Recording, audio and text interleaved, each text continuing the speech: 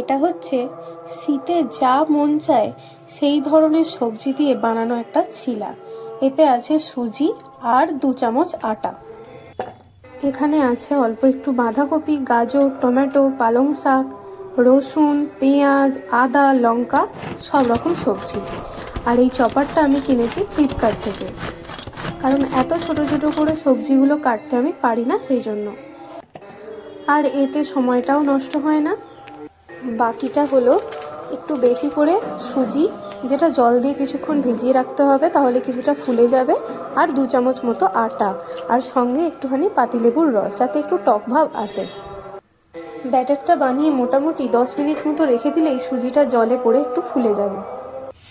এরপর কড়াতে প্রথমবার তেল দিলেই হবে, প্রতিটা তারপরে খুব সুন্দরভাবে তেল ছাড়াই উঠে যাবে। ব্যাটারটা যেহেতু একটু মোটা, তাই একটু ছড়িয়ে দিতে হবে, না হলে এক জায়গায় থাকলে কাঁচা কাঁচা ভাব রয়ে যাবে। ব্যাস রেডি হেলদি আর টেস্টি চিলা। এটা সকাল বা বিকাল বা সন্ধে যখন তখন খাওয়া যেতে পারে। দুটো খেলেই মোটামুটি পেট ভরে যাবে।